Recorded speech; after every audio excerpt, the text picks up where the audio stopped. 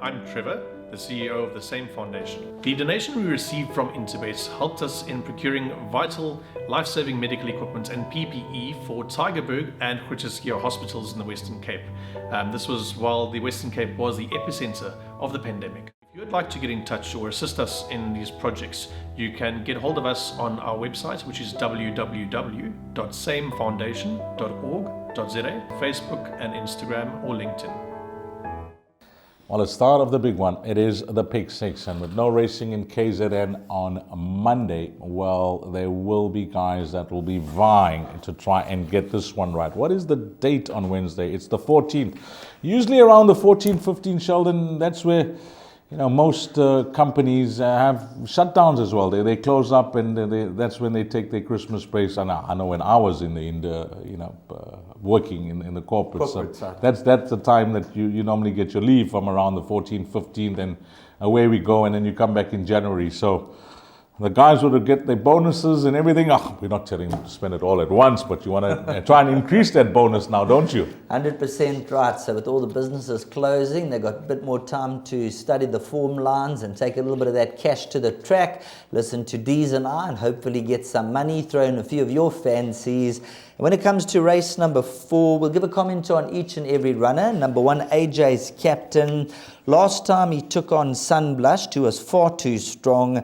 And the stable comment was, would need that outing. I'm going to take a stance and say Keegan DeMello's made the choice he's gone for, which looks to be the better of the two at this time, Ideal Act. Number 2, his choice. That was a promising introduction when 2.75 lengths behind Passage of Power.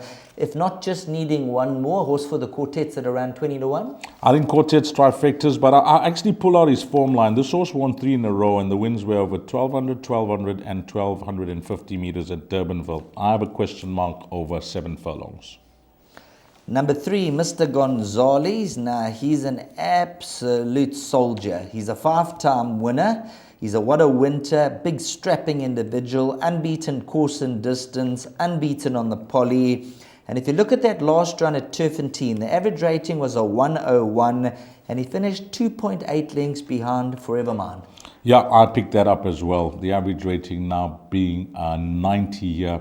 And the fact that Peter Muscat wasn't shy to travel this horse coming off that break. I mean, it was a 6-month layoff.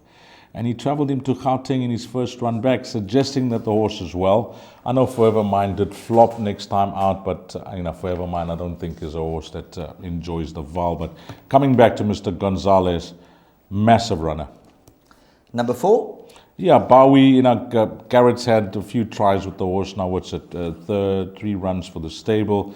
And with Donald Geertsen claiming 2.5 kgs on the recent form, we'll have to keep you interested. Now, Desolate Road has to be considered in everything. And I say this because I know the horse enjoys the poly, but I really like the move from Tony Rivelin engaging the services of a claim 2.5. Low weight. We're both in the same camp here. This is a horse, Desolate Road. Going back a while, opened up 20-1, backed right down 4-1. That was payday. We followed Desolate Road for a while. He's come back and he's run some decent efforts. And if you look at the 2.5 kilograms off his back, if you go back to Priceless Ruler and Mr. Gonzalez, there's a big swing around in the weights in that. And if number 5, Desolate Road, the last few runs, he's been restless in the stalls, he's had his switch out. He's the type of horse who could certainly win a race of this nature. He's got more than enough ability, and he's going to be one of my top 2 selections, Desolate Road. And then Ralph the Rascal, Alison Wright, and Serena Moore never runs a bad race. He's an honest horse, but a decent pace in the race will suit him. 53.5 on his back. Ideal Act, I mentioned that I'm in the camp of this horse here, Scanamayor's runner. What about Priceless Ruler? Wow. This is an absolute soldier. Here's another horse, 3 runs back. He paid the bills. He opened up 33-1, and I just thought that was far too much value. It was about time he bounced back to his form. He got back down to 10-1, and he beat Tread Swiftly by a short head when Donald Geertsen rode him on that occasion. He came back to form last time again to beat L's My Daddy. And when you look at his record, it speaks for himself. Course-wise, 6 runs, 5 wins. Course and distance, 4 from 4. Polly, 6 runs, 5 wins, an 8-time winner. You can never discount this old Pathfork. Yeah, he's just a super horse on the poly track, number 8, Priceless Ruler. Victory Twist, well, we both like Desolate Rose. Coming off a 6-month break, I think it's too short for him, but keep a close eye on him with Muzieni up. And then Passage of Power, well, this horse is on a roll. He's on a roll, he's on a hat-trick now. He's climbing the ladder. The handicap has pushed him up from an 83 to an 86, now racing off a 90 from the deepest to the draw. So let's see how he goes. If he can reel off the hat-trick, it'll be supreme for the connections. However, I think number 5, Desolate Road, 3, Mr. Gonzalez, and number 8, Priceless Ruler will probably have his measure in race number 4. So taking a stance there between numbers 5, Desolate Road, and number 8, Priceless Ruler. Those will be the top 2 selections. But look at the weights. Number 5, Desolate Road. That's the one to be with. My name is Beston. I live in Cape Town. Also, I do delivery. Interbet helped me to realize my dreams.